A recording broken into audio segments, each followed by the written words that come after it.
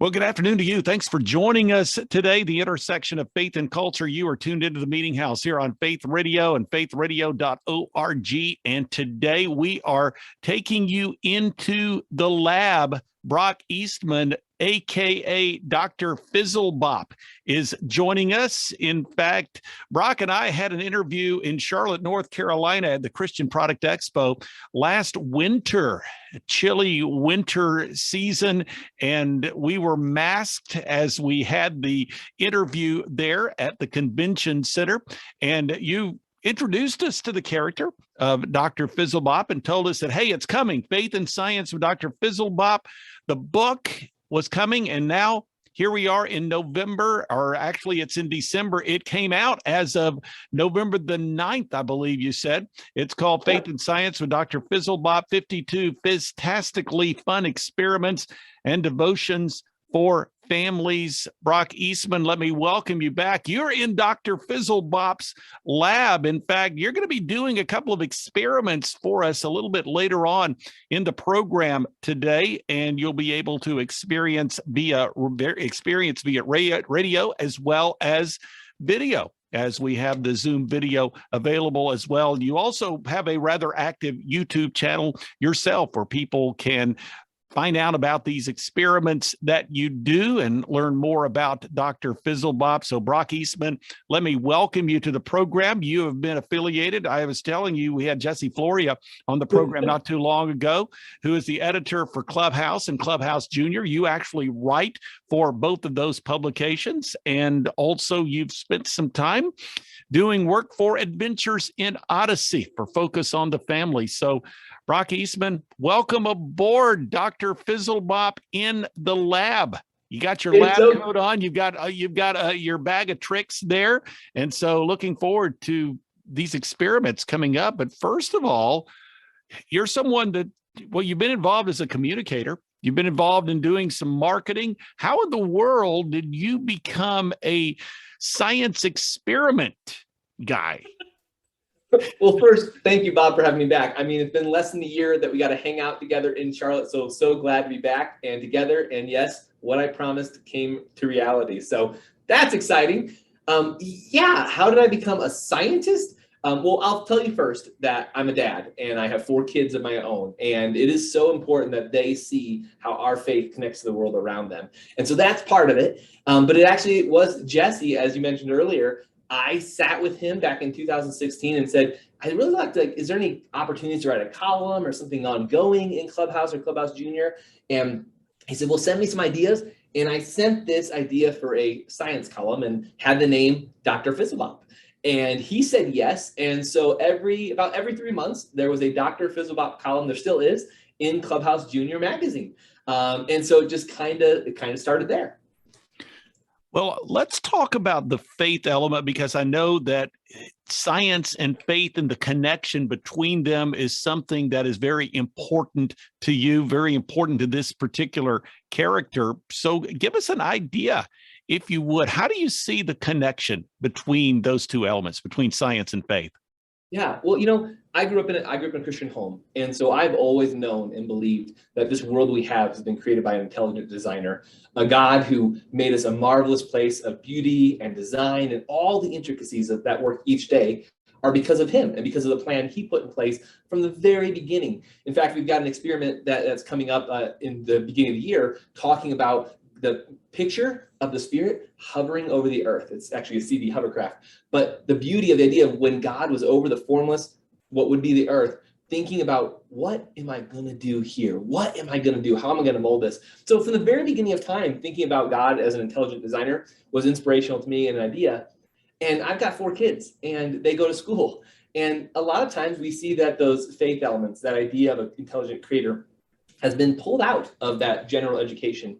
And so my hope is that this book will help families engage together around the kitchen table or the dining room table and do experiments and talk about when they see science interact and they see these experiments and how they work, relating it back to the fact that we have an intelligent God who did that and created that, and also tying it to themes from the Bible that say, hey, you know what, Declan, he's my little guy, he's actually going to join us in a second for an experiment. It's when you're struggling about forgiveness, here's a story, and here's a thing, an object lesson. You might remember object lessons, growing up. The pastor would get on stage and do this really cool object lesson. That's what I want these to be. Parents to be able to do an experiment and use it as an object lesson for kids to build and strengthen their faith from everyday things they might be experiencing or seeing at school or with their friends. That's kind of the hope. Awesome. Brock Eastman is joining us today here on the Meeting House on Faith Radio, aka Dr. Fizzlebop, celebrating the release of this book that's called Faith and Science with Dr. Fizzlebop. By the way, how'd you get that name? Not Brock. No, Brock, that was given to me by my father. I was named after Lou Brock, who played for the St. Louis Cardinals, which you'll know. No kidding. Really? Awesome. Absolutely, yeah. So Lou Brock is my guy. But do you run fast? Are you a track star or play baseball or anything? Okay. I did run track in high school and middle school, and I got to state a couple of times in the relays the 400. So I was a runner, but certainly I think that was before the time. My family just loved the St. Louis Cardinals, so that's really where that came from. I don't have a choice. I'm a Cardinal fan at heart and through. So very good. But Fizzlebop, yeah, it was just a fun name, Bob. I mean, it just felt right. And one of the ideas is when you're creating a book or a story or content, having kind of that fun thing, and Fizz was that. There are so many great experiments that involve Fizz, and sometimes we add Fizz into experiments just for that extra little kick and fun, and kids love seeing the movement and the sound even of Fizz when you hear it bubble. So Fizzlebop was just a fun name that we thought would be silly and enjoyable, and yeah, just fun to connect to and easy to remember. Well, Brock, whether it be this book or your YouTube videos, you're not really wanting kids and their families to open up the book and read it, or to watch a YouTube video and be entertained by it, although it is possible to be entertained by the video or to read the book and be inspired by it. But you are promoting hands-on activity. You want the kids to do these experiments themselves or perhaps with their parents. So talk about, if you would, why that's so very important, that hands-on element. Yeah, we are kind of in this crux right now, and certainly the pandemic didn't help with moving us to a digital space, even more so, right? And we see so often that kids have a lot of screen time, and they're losing some of that tactile feeling and that learning and that wonder that they have when they're doing things with their hands and they're experiencing something in the physical world. And it goes to that and parents, right? We are so often busy and distracted by the multitude of things that are coming at us. I don't know if you know this, but last year or this year, there were 824 brand new episodes released on Netflix. There were 250 on HBO Max and 150 on Disney. That's a lot of television, and that's just 3 channels, right? And I think my numbers are right, so if I'm not, forgive me, but I'm pretty sure those are the right numbers. That's just television. What about soccer and gymnastics and sports and all these other fun things for our kids to do? What about school all day? There are so many things pulling the family out and apart and having us do things and distracting us. I want this book to be an opportunity for mom and dad, for kids to come together and experiencing something together. These take 5 to 10, 15 minutes. We're not talking about a lot of time here. And we built it to be one a week, but come together as a family, experience this hands-on creativity, the wonder of seeing the experiment work. And then take a moment, discuss, because that's what science is, right? Discuss what you saw, the observations you made as a family, but also there's a devotional. Talk about what you felt, what you experienced in the devotional, and maybe how that's impacting your life today, or maybe questions you have as a child, like when we saw, for example, Joseph and the coat of many colors. My favorite experiment is the walking rainbow. It's on the YouTube channel now. The idea here of this colorful, beautiful thing. Often we think of Noah and his ark, right? And God's promise to never flood the earth again. But I want kids to also think about forgiveness. So when they see a lot of color or they're learning about primary and secondary colors, think about forgiveness and the end result of Joseph's story, where he forgave his brothers, even after all that time. And I think that's an amazing story.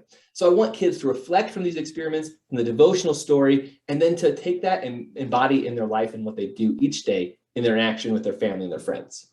And I wanted to circle back around. You talked about you had this phrase, and it just popped into my mind about, well, that's what science is. Because there are those that would say, well, science is not related to faith. Well, faith is something that of course, we recognize what the Bible defines as faith, the evidence of things, not the the assurance of things hoped for, the evidence of things not seen. There is the faith element where we connect with an almighty God. But there are those that would say, well, faith's over here in this box. Science is over here in another box. And when we start talking about science, well, that means we're not talking about God or faith. And I just think the two are so incredibly compatible. I know we talked about it at the front end of our conversation, but anything you'd like to add in that regard? Yeah, that's what we want. We want people to see, okay, again, can you imagine, okay, the idea of this big bang, this thing that just boom happens, random circumstance to create all that existed from now. I'm not a big believer in luck and how that works. I'm a believer in intelligent and creative design. The science that we see each and every day, the science that scientists study and put in books and say, well, this is how it all works exactly, and it works so perfectly, is because this was all created by intelligent design. It was created with a purpose, not a random boom flash in the universe. And randomly and luckily, all the stuff came together for me to be standing here talking to you, Bob. That's not how it worked. And so when I think about my faith and I think about science, that science only exists because of a wonderful God who loved us so much to create this beautiful world and put it all together to work right. Hope that's a good answer for you, Bob, but that's Great. Really at the crux of where I'm at. Dr. Fizzlebop, Brock Eastman, joining us today here on the Meeting House on Faith Radio. Brock is the author of Faith and Science with Dr. Fizzlebop, and we are in Dr. Fizzlebop's lab, or at least Brock is. He is in the lab there. I am in the studio here at Faith Radio, and we're going to connect around a couple of experiments today. One of them, or maybe both of them, with a Christmas theme. I know one of them has a Christmas theme. You just debuted it earlier this week on your YouTube channel, so people can actually watch this experiment as Brock performs it, and I do a little bit of commentary along the way, but he's going to tell us what we're doing. So those of you who are listening in, you'll get a chance to really get an appreciation for what Brock is doing, or you go to our YouTube channel. You can also go to the Dr. Fizzlebop YouTube channel and website, and you can see these experiments and get some ideas about how these are done. So Doctor? Yeah, I'm going to bring in one of my lab assistants, if that's okay, Bob. I'm going to bring in one of my lab assistants real quick right here. This is my lab assistant, Declan. He actually helped me create. Declan will say, hey. Hi. He actually helped me create this experiment that you saw premiere earlier. And what's going to happen in this experiment, I'll hold it up nicely, is we have taken oil and water. And as you know, Bob, and you can see this right here, it doesn't mix. And so you can see the clear oil at the top of the jar, and you can see the water at the bottom. And we have added some really fun glitter and sequins in there too, because it's going to be a fizzy blizzard. So I'll count down from 3, and then Bob, if you want to describe what you see happening, and I can help as well, we'll go from there and let the listeners see what the blizzard looks like. All right. So we see at the bottom, the water has the glitter in it, and then you have the oil on top, right? Yep. And then Declan is about to drop something into this jar containing the oil and the water. Fizz tablet. It is a fizz tablet. Fizz wow, what a tablet surprise. Fizztastic, if you can imagine. So a fizz tablet's going to go in the jar, and then we're going to seal it up. Okay, here we go. Yep, you can crack it. And we're breaking it into a couple pieces because then we have a lot more action going on as the tablet dissolves. So that's right. On the count of 3, do you want to count us down, Bob, from 3? Here we go. 1, 2, 3. All right. And there you go. It up. And then I don't know if you can see that from there. Maybe I'll bring it a little closer to the camera so you can see that, Bob.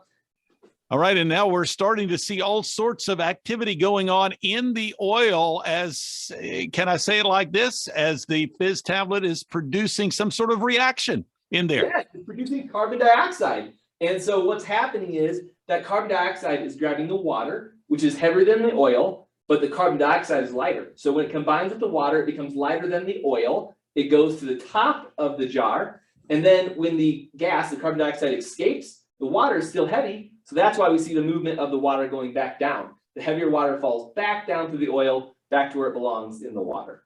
There you go. So it is a fizzy blizzard. Fizzy blizzard right in your jar. So very good. Very wintry looking. Absolutely. Very wintry. Very wintry. And then the next experiment we have, it's not quite a Christmas experiment, but it is a great sound experiment. All right. Very good. For radio, a sound experiment works. That's good. And this one's called Chicken Sounds from a Cup. Chicken Sounds from a Cup. So I'll walk you through how to do it if that works with you, Bob. Yep, absolutely. And the good thing about almost all these experiments is you have all these things at your house, in your pantry or somewhere around. Those fizz tablets are just Alka-Seltzer tablets. Who doesn't have those somewhere in a medicine cabinet, right? Plop, plop, fizz. What a relief it is. Yes. So for this experiment, we're going to take a plastic drinking cup, just a plain old red Solo cup. Stay here, bud. We're going to have a nail. And so I do have a safety warning. It's great to have your parents help you with this one, okay, because we'll be using a nail. All right. We're going to have 24 inches of string. So I've got a ruler and a string here that we can measure that out and make sure we have exactly 24 inches of string. And then we're going to have a fizz tip you got to like that. I love on it. The string is don't use nylon string. It doesn't work well. You want yarn or cotton string. Just so that helps. We're going to need a paper clip. So we've got a paper clip here as well. We've got paper towels and water. And I've got a little bowl of water here. And it doesn't really matter how much water you have. You just need a little bit. You got to have some water. Okay. So first, we're going to take the hole or the cup, and we're going to take this nail and we're going to punch it through the very center of the cup at the bottom. So if you flip your cup upside down, you're going to put the hole right through the center of that part right there. Right through the center. There you go. The nail is in. The nail is in. All right. You got it through? No injuries? No injuries. All right. Great. We can move forward now. No injuries. All right. And the next part, we're going to take our string that we cut right here. And this could be a little difficult because it's small, right? And I've got big fingers. And we're going to tie it inside the paper clip. So you're just going to loop it inside your paper clip at one end. You've lost me there. You've lost me on tying it through, then trying to tie it around through the paper clip and the nail. That's just, yeah. Yes, don't worry about the nail. Beyond my area of expertise. Oh, you should have seen one of the experiments we did previously. We had to do a lot of time. We made another Christmas experiment that's coming out shortly is crystal ornaments. And you actually grow a crystal and it comes out. It's really sparkly. It looks so great for your Christmas tree, but we had to do a lot of time. It was something. Yeah. So I've got my, sorry. What was that? Go ahead. So I've got my string tied around the paper clip. I don't know if you can see it well or not, but it's tied around there nice and secure. And we're going to take that string. Oops, it's not that secure. Uh-oh, Declan. Oh, great. So we're going to take it. We're going to stick it through the end of our cup. The hole. So the string that's not attached, the end of the string not attached to the paper clip is going to go down through the cup, just like that. Now the nail is, you pulled the nail out of the hole. Yes, the nail is out. Yeah, good. Yeah, the nail was just used. That was used to puncture the hole in the bottom of the cup. Yes, just our poking device. Absolutely. Yeah. That's probably good to explain. Well, why not? Yeah. And make sure the cups do not go back into the cupboard. Yes. Yeah, that would not be fun, right? Why is my cup? Oh my goodness. Okay. Milk everywhere. Okay, so now we've got our paper clip and our string. It's through the hole. It's hanging down from the cup, and our cup is upside down. We're at the last part. All right. This is what's exciting. Awesome. So the paper clip, as you pull it through, the paper clip holds the string in place. String's hanging down. Now the paper towels are coming out. Yes. So we're gonna rip off one piece of paper towel. All right. And we're gonna fold it over and make it kind of small. So I'm folding it in half, and then in half again, and then one more time in half. So it's a little tiny square, about 1.5 inches by 1.5 inches. All folded up. And we're gonna dip that in our water. So you don't want it to be soaked, so it's going to absorb right away, right? So you're going to squeeze out your water so that it's not too damp, but we want a nice wet paper towel. All right. And then you're going to hold up your cup, Declan, and hold the cup up. Okay. All right. Declan's going to do this for us. He's going to fold. He's using the paper towel in his hand, kind of cupping it. He's going to wrap it around the string, and then he's going to do some short, quick pulls on it. And so I'll do it with him, and we'll see if the kids can guess what sound they're hearing. Oops. All right, good job. Oh, did the paper clip come undone, buddy? See, I told you, Bob, I wasn't tying it good enough. Sometimes I don't, but I know this one's double. So the rope came through. I mean, the string came through. I'll fix that one. So here we go. Ready for the sounds? What do you think? All right. That's it. It sounds like the barnyard. That's how simple that experiment is, though, and it makes sound. And the reason it works is this cup is considered the amplifier. Okay. And the sound, when the paper towel goes down the string, creates these very small vibrations, these little vibrations.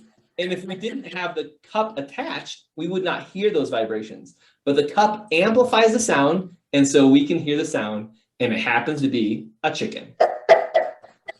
There you go. Well, that is awesome. So Brock, when you do these experiments, thank you, Declan. Very good. Excellent job. And he is taking the jar with him. So He loves the Fizzy Blizzard. There you go. That's it. So when you do these experiments, you talk about the experiments being tied into devotions. How do you generally do that? Yeah, what we did was we actually worked our way through the Bible. So we have the books set up that you start kind of in the beginning, in Genesis and creation, and you kind of go all the way through the New Testament. What we did is we looked for opportunities that, again, would be kind of like an object lesson that kids might be experiencing during the day or in their own science classes. I mentioned the walking rainbow earlier because kids in a very early age learn about primary and secondary colors. And in the walking rainbow, we actually create secondary colors from primary colors. And there's a whole lot of science going on. And so we tied it to a Bible story about color. And I mentioned earlier that this one specifically, I pulled out the theme of forgiveness, because I think that's such an important thing to learn at such a young age. There's gonna be a lot of things in life that we're gonna feel that we might have been wronged or hurt or have sad feelings, especially as a child, right? What's important is how do we leave from that feeling and come out of it? And that's through something called forgiveness that we saw as the bigger story, right? God's redemptive story for us is all about forgiveness. And so to me, it's just themes like that we could pull out and take. I mentioned the CD hovercraft, which is super cool. It's coming up soon as well. It's just simply looking at the earth. God hovered over what would soon be the world he would create. And to tell kids about that little verse, that simple story, just stuff like that. Yeah. So the two you've just done, give us an idea about what I guess the greater story is. Well, the Fizzy Blizzard was just a fun holiday experiment. It's not actually in the book. It's a bonus. So there's no actual, so there's a similar experiment called the lava lamp. And the lava lamp, it talks about the word being a lamp unto us. Takes right? me back in time.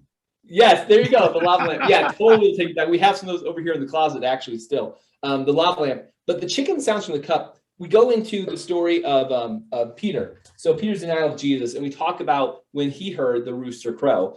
And so the devotional really unpacks what he was going through in those moments and what he felt and what that was like to know the truth, but to deny the truth. And to say, I don't know that guy. I've never been with him because he was fearful, right? And so the idea in the devotional is taking you and seeing when you have a moment of fear and denial, but standing up for what you really believe, even in the face of adversity, right? And even in the face of the punishments or consequences you may not understand. Honestly, I think that this book is all about that, giving kids the idea of faith and science. It does put them in a place to, be in school, be in class and say, well, I also know that we have this intelligent designer, and that's okay, right? We don't want to be disrespectful to our teachers and people who may disagree with us, but we can stand up for our faith in what we believe in a creative God. We don't just have to go along with it and say, okay, there's no God, I believe in evolution. We don't have to do that. We can stand strong on what we believe, because that's what we know to be true from the Bible. So, can I hear the chicken one more time? Absolutely.